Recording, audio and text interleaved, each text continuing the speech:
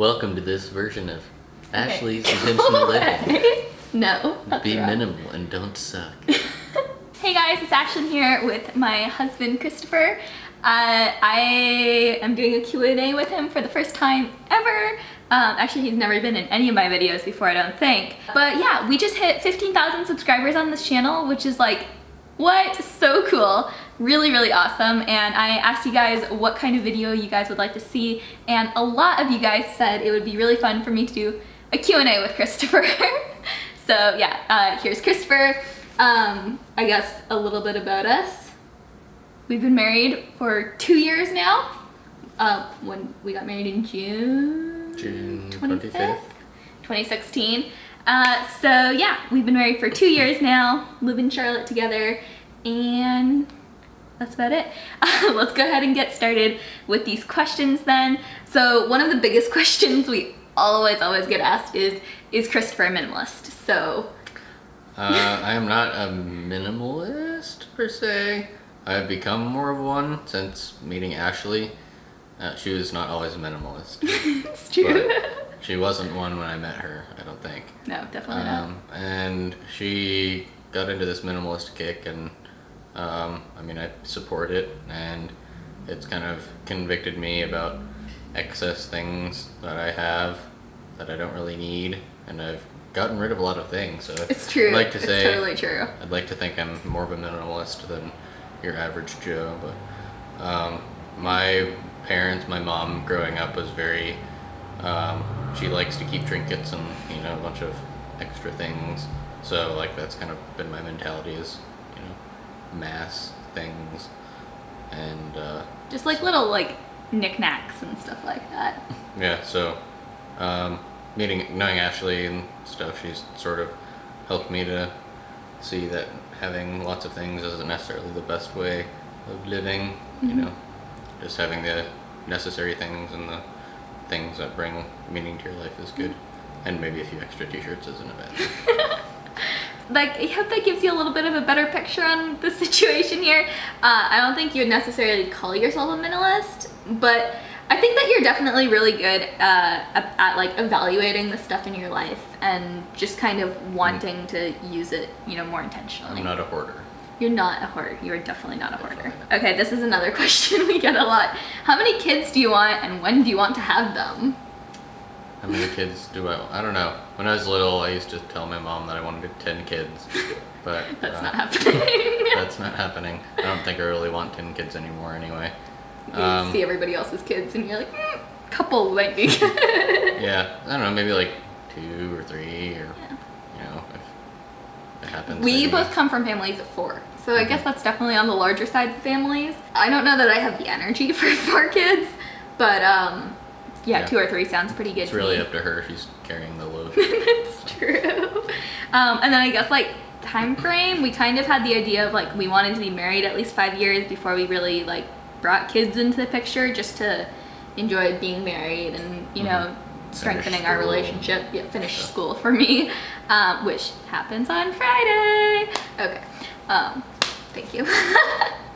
But yeah, so anyways, probably in a few years we'll look at having kids or think about having kids. That's the current plan. Can you please include Chris in more of your videos? Christopher. That's my name. Is there a question there? Or? Would you be okay with appearing in more videos? Depends on what it's about, but Okay. potentially. I had somebody recommend us taking a "How minimalist are you?" quiz together and comparing our results. I think that would be pretty fun. Sure. We'll plan on that. Do you have any tattoos, and do you plan on getting any one day? I do not have any tattoos. I've thought about getting a tattoo, or some tattoos. I'm an artist, so I would feel like I would have to make it myself. If it's something that's really important to me, then I might get a tattoo about it, but I really haven't had anything that's been like, oh, I need a tattoo of that. So, no, I don't have any tattoos, and maybe.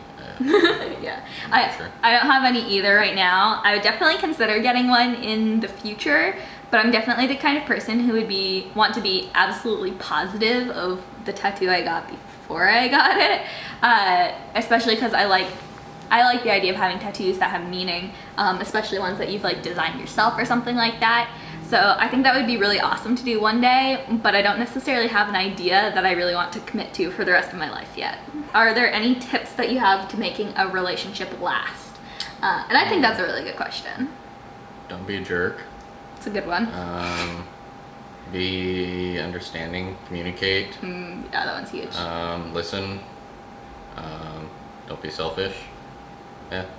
I think that like spending time together and like actually doing things together, incorporating each other into your lives is important too. Just because like if you're both running in opposite directions, it's hard to keep a relationship like that, like where you're still close. And then you said communication. That one has been like so key. The number of like arguments or disagreements we've been able to like completely avoid just because we talk about it before it becomes a problem is huge. We argue less than like almost any couple I know. We bicker, but we don't. Yeah, we sound like an old married couple sometimes because we very rarely have like genuine disputes, but we're always like, turn the temperature down. I'm cold. I'm hot. Yeah, what temperature to set our car to is probably like one of the biggest issues that we have. What do you do for work? I do architectural rendering. So I basically build houses and buildings, commercial buildings, virtually. I model them in 3D space and we render out either a flat image or an animation or whatever the client wants. We'll do interiors sometimes. We'll do like exteriors. We'll do like animations of subdivisions or 360 aerials or stuff like that. So we're called Rendering House. Renderinghouse.com if you're interested. Yeah. And then I guess for me, I do digital marketing, and I do it on a part-time basis because I'm a student. I'm just finishing up my undergrad right now, and then I'm going to be starting my master's in the fall. So I'm going to continue working part-time kind of through my degree, but I love what I do. I help just kind of do marketing and communication for a guy who sells online courses all about personal development and self-growth and stuff like that. So really enjoy that. What do you both enjoy doing in your spare time, and is there anything activity-wise that you both have in common? So what do you like doing? In my spare time? You like working out. Yeah, I mean we have a gym at the lower level of our apartment, so I've been using that. I'm playing Fortnite quite a bit. So probably true. Too much lately. Definitely. I paint, not as much as I should. I play the drums. We do a lot with our church, so I play drums I will be playing drums for our church once we launch in the next month or two. So. And then you read sometimes. Yeah, I read a little bit. Listen to audiobooks, music. Yeah.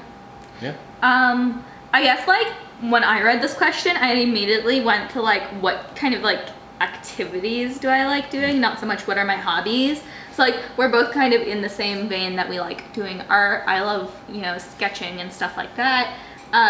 Christopher does more of the painting side of it. I do love reading. That's definitely true. Drinking tea, but that's not really an activity. It is for you. That's true. But like I guess in terms of like sports and stuff like that, we both play ultimate frisbee and enjoy that a fair amount. I do more than you do.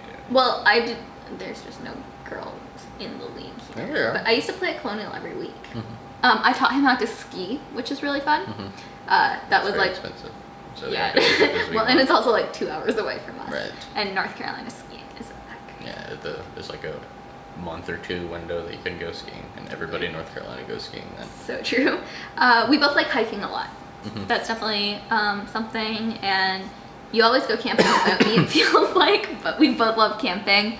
I think we also both love like going on walks, sitting down and watching a movie together. We watch neither of us watches that much TV or movies really, but whenever we do, like it's typically going to be with each other. So it's kind of like if one of us has seen it, probably both of us have seen it, except for like Downton Abbey for me and The Walking Dead for you. Yep.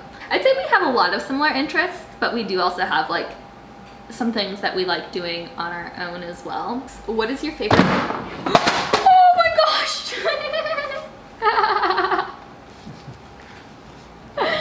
Here, this one goes here. That one goes. You okay? Be careful. What is your favorite breakfast? I have a few. I used to like bagels a lot more. I don't have bagels as much anymore. I like Special K red berries. That's probably my favorite. But I also like eggs and recently avocado toast. I'm becoming a full millennial, minimalist, more millennial. Just millennial, yeah. Just whatever M word it is. My favorite breakfast? I have like protein bars sometimes for breakfast.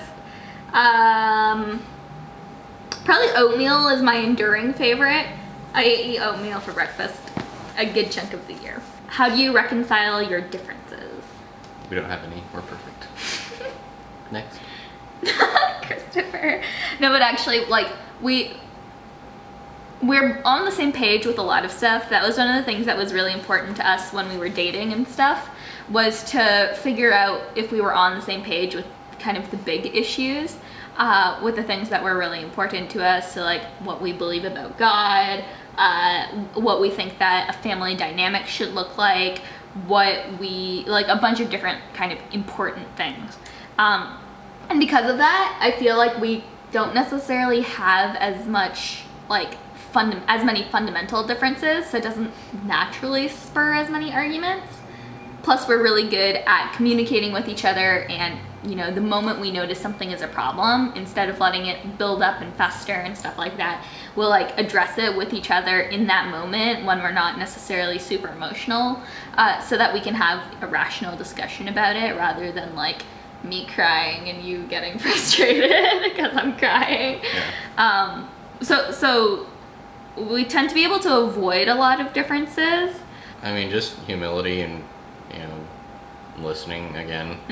You know, when, even if you're gonna stick up to your guns and, you know, be, you know, headstrong, whether you're right or wrong, you know, it's never gonna be a recipe for success and for, you know, I don't know, cohabitation.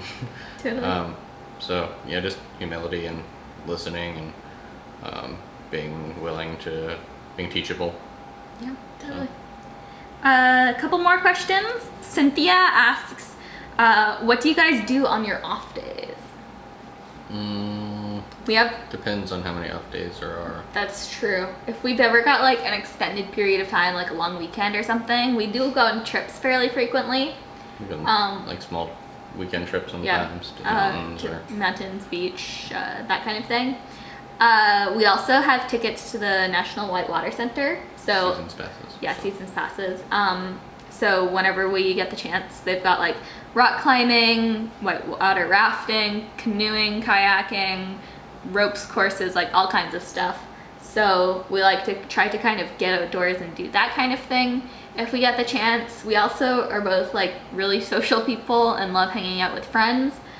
So like tonight, after we film this video, we're actually having a games night where we're going to have people over and, you know, just kind of hang out, get to know some people in our apartment, some friends from church, and just kind of play games with them. So yeah, kind of, I would say those are probably the main things that we do. Sometimes we also just need like relaxed days because you just need a break sometimes. And then I guess like on that kind of day, we probably would go like watch a movie, you know, just kind of like laze around the house a little bit, maybe go to the pool. So that, I guess that's probably what we do on an off day. Can you think of anything else? That's pretty much it. Yeah. What is Christopher's latest creation? Creation? Like what's the latest art piece you're working on? I'm going to go get it. A little bit of a work in progress, but this guy right here is a picture of the phases of the moon you're working on. Can you see it in the camera? Yeah, you can. I think so. Ta-da! Okay, that's really good. Not my favorite painting, but I really like it. So I was actually the person who asked him to make that for me because there was a shirt that I really liked that had the phases of the moon on it, and I was like, I love this shirt and I want a picture of it painted. So that was kind of what happened. But yeah, he's still kind of working on it, but I like how it's turning out so far. yep, good. Those 8 people were like, are you having kids anytime soon? This is one of the ones that we get pretty frequently. As some of you guys may know, I'm only 21. We got married when he was 21 and I was 19. So we were like, I mean, we still are babies, but we were really babies when we first got married. And so one of the questions we get a lot is like, how did we know that each other was the one? I don't believe in the one. See, me neither. And that's kind of the reason we got kind of, I think, probably hit it off so well, is because neither of us believe that like there's only one person out there who like could potentially be your future soulmate, whatever. Like, I honestly believe that if you get along well with the person and you guys have similar fundamental beliefs, you know, I think it's helpful to have some similar interests, but really like you guys have the same fundamental beliefs, you enjoy spending time with each other and you both like each other, like then that person can be the one for you. And there might be multiple people who could fill that role potentially, but ultimately it just comes down to like who you decide to spend your life with.